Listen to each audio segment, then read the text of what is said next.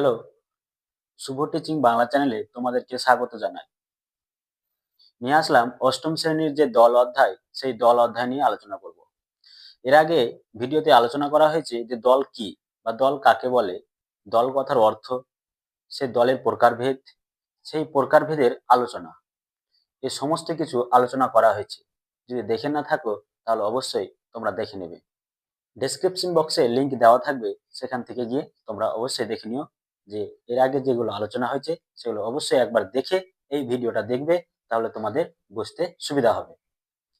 ভিডিওটা পুরো দেখবে, কারণ ভিডিও শেষে অনেক গুরুত্বপূর্ণ কথা আছে, সেই গুরুত্বপূর্ণ কথাটা তোমরা অবশ্যই সেখান থেকে পেয়ে যাবে।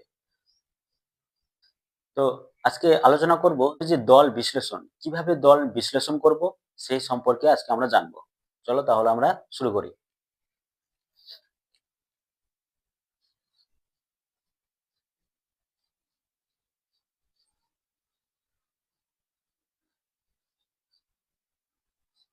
দল বিশ্লেষণ, প্রথমে আমি কয়েকটা শব্দ লিখে নেব, সেই শব্দের দল নির্ণয় করব। চলো তাহলে আমরা শব্দগুলো লিখে নিই আগে।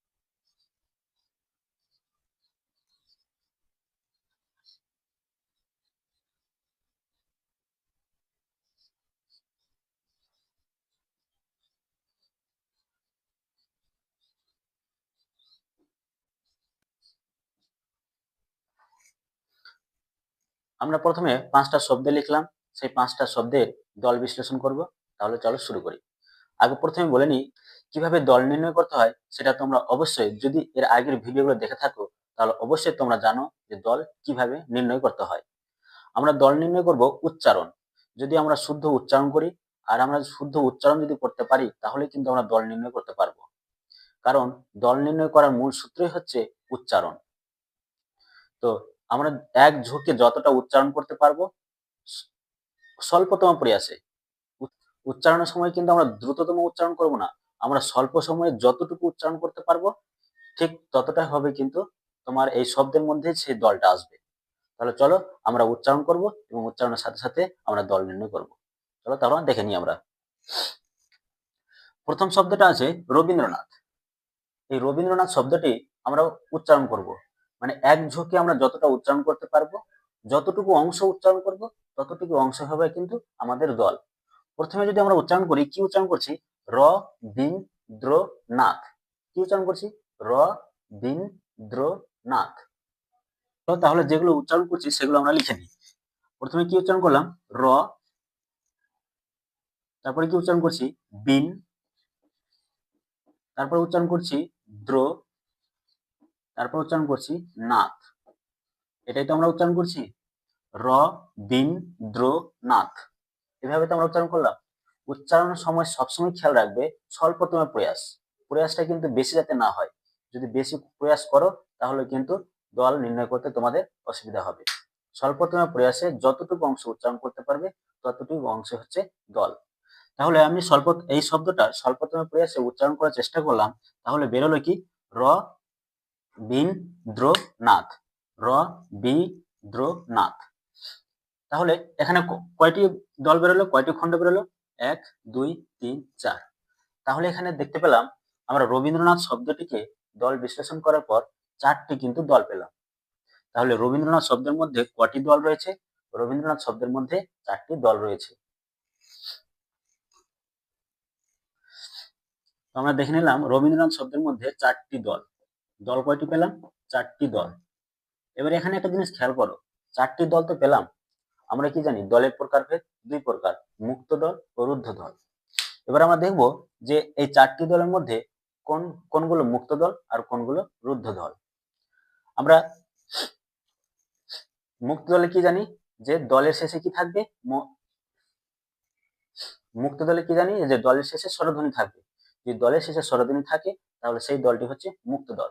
এবার তোমরা এই 4টি দলের মধ্যে খেয়াল করো কোন দলের শেষে স্বরধ্বনি রয়েছে। র, এই র দলের শেষে কিন্তু স্বরধ্বনি রয়েছে। কিরকম? র যোগ অ, তাই তো? তার মানে র হচ্ছে এখানে মুক্ত দল। তাহলে কি হলো এখানে? র মুক্ত দল। কারণ রটা আমরা যখন উচ্চারণ করছি তখন সেটা হচ্ছে র, এখানে মুক্ত দল।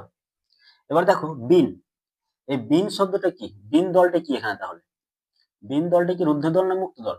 যেহেতু আমরা কি উচ্চারণ করছি বিন, অবশ্যই শেষে অ উচ্চারণ করছি না, তার জন্য আমরা এখানে হসন্ত বিন উচ্চারণ করছি।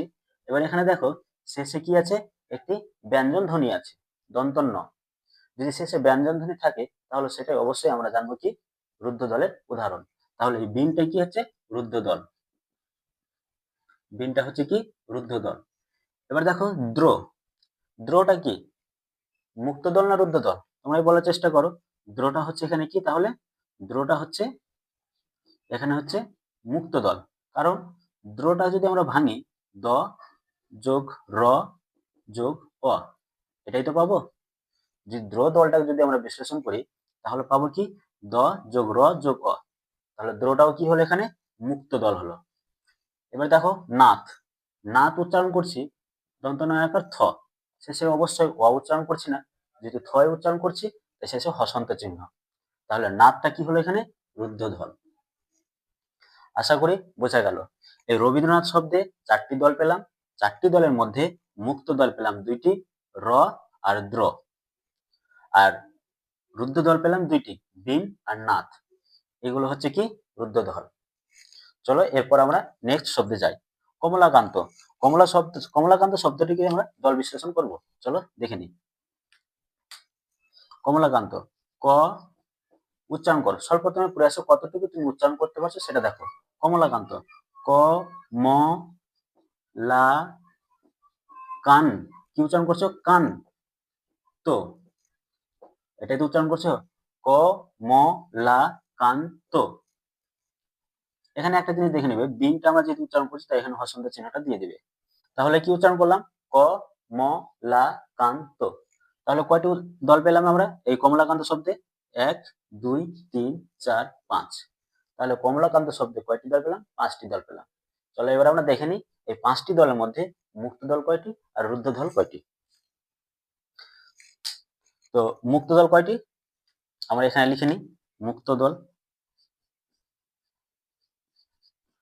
মুক্ত দল কি কি দেখো, ক, ক হচ্ছে এখানে মুক্ত দল, কারণ ক যোগ অ মিলে হচ্ছে কি ক, আমরা ক উচ্চারণ করছি, শেষে স্বরধ্বনি রয়েছে, তাই ক হচ্ছে এখানে মুক্ত দল। এবার দেখো ম, মটাও কিন্তু এখানে মুক্ত দল, কারণ আমরা ম উচ্চারণ করছি, ম এর শেষে কি আছে অ আছে। এবার তারপরে কি আছে লা, এই লাটাও হচ্ছে কিন্তু এখানে মুক্ত দল, কারণ শেষে কি আছে আ আছে, মানে একটি স্বরধ্বনি রয়েছে। আর একটু মুক্ত দল হচ্ছে এখানে ত, এখানে তটাও কিন্তু এখানে মুক্ত দল, কারণ ত এর শেষে কি আছে ও আছে এখানে। তাই কমলাকান্তে শব্দে মুক্ত দল পেলাম 4টি, 1 2 3 4।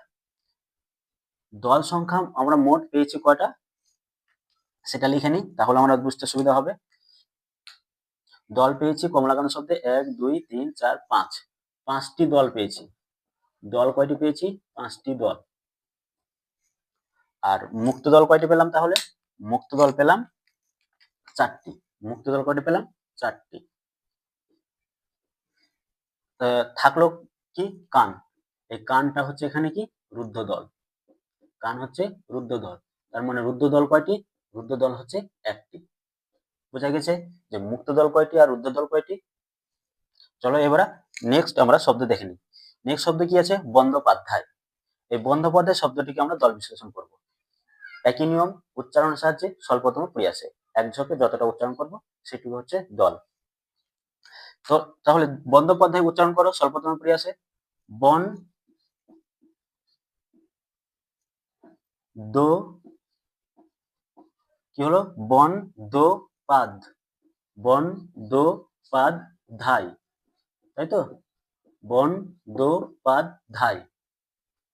তাহলে আমরা পেলাম দল বিশ্লেষণ করলাম বন্দ্যোপাধ্যায়, এই বন্দ্যোপাধ্যায় শব্দটিকে দল বিশ্লেষণ করে কি কি পেলাম, বন দো পাদ ধাই।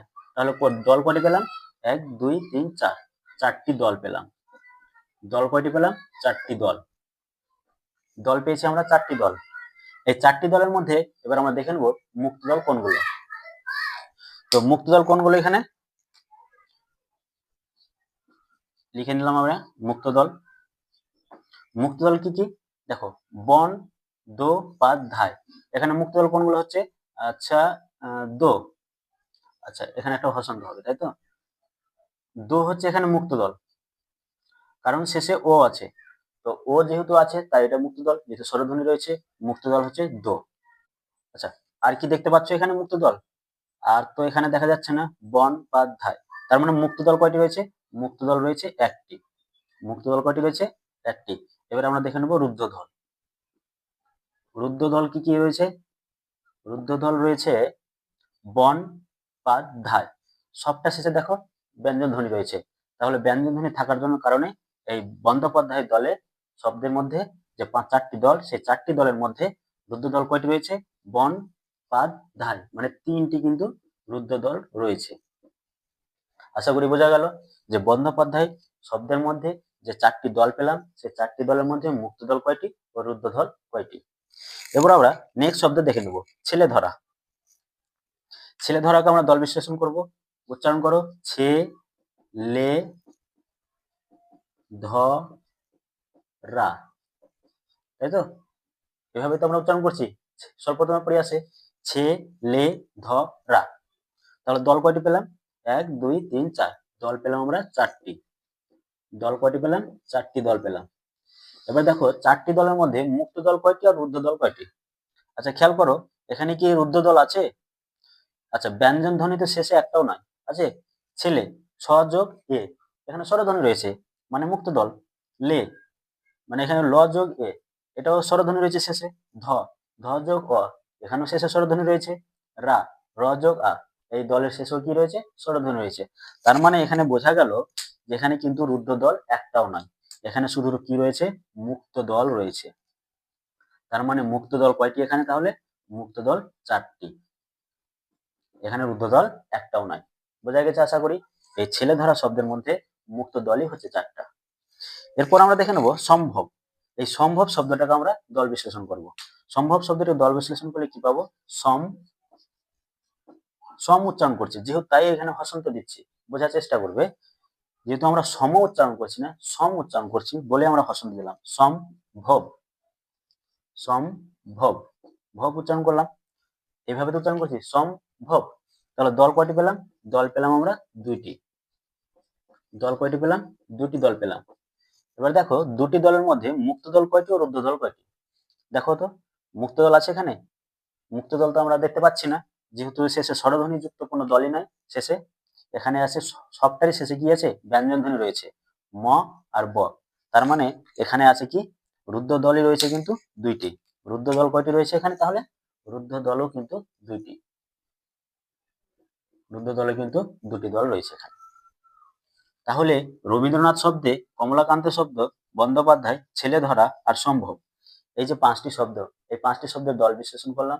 দল বিশ্লেষণ করার পরে আমরা জানলাম যে যে শব্দের যতটা দল রয়েছে সেই শব্দের ততটা দলের মধ্যে কটা মুক্ত দল ও কটা রুদ্ধ দল। আশা করি তোমরা বুঝতে পেরেছো যে দল নির্ণয় কিভাবে করতে হয়। যদি তোমাদের অসুবিধা হয় তাহলে অবশ্যই কমেন্ট বক্সে তোমরা বলবে, আমি আরেকবার তোমাদের অবশ্যই বোঝানোর চেষ্টা করব। যদি তোমাদের অসুবিধা হয় তাহলে অবশ্যই কমেন্ট বক্সে কমেন্ট করে জানাবে। তোমাদের জন্য কিছু হোম টাস্ক দিলাম, এই শব্দগুলো অবশ্যই তোমরা বাড়িতে প্র্যাকটিস করে দেখবে যে তোমরা দল বিশ্লেষণ করতে পারছো কিনা। মনন্তর, এই শব্দটাকে তোমরা দল বিশ্লেষণ করবে। দৃষ্টান্ত, এই শব্দটিকে তোমরা দল বিশ্লেষণ করবে। সংস্কৃতি, সংস্কৃতি, অত্যাবশ্যক, অত্যাবশ্যক, এই তোমাদের যে পাঁচটি শব্দ দিলাম, এই পাঁচটি শব্দ তোমরা দল বিশ্লেষণ করো। দল বিশ্লেষণ করো অবশ্যই তোমরা পারলে কমেন্ট বক্সে দল বিশ্লেষণ করে তোমরা দেখাতে পারো যেখানে এই এই শব্দগুলোতে কয়টি দল রয়েছে এবং কয়টি মুক্ত দল ও কয়টি রুদ্ধ দল রয়েছে, অবশ্যই তোমরা দেখো। আর অধ্যায়, সেই দল অধ্যায়ের যে আলোচনা, সেই আলোচনার নোটস যদি তোমরা পেতে চাও তাহলে অবশ্যই কিন্তু তোমরা কমেন্ট বক্সে জানাও যে তোমাদের এই পুরো দল অধ্যায়ের যে নোটসটা তোমাদের দরকার কিনা। যদি দরকার থাকে তাহলে অবশ্যই কমেন্ট করে জানাও, আমি তোমাদের ডেসক্রিপশন বক্সে আমি লিংক দিয়ে দেবো, সেখান থেকে অবশ্যই তোমরা ডাউনলোড করতে পারবে। কিন্তু তার আগে আমি বলে রাখি, অবশ্যই তোমাদের কমেন্ট করে জানাতে হবে, তবেই আমি কিন্তু নোটসটা পিডিএফ কিন্তু আমি ডেসক্রিপশন বক্সে লিংকটা দিব।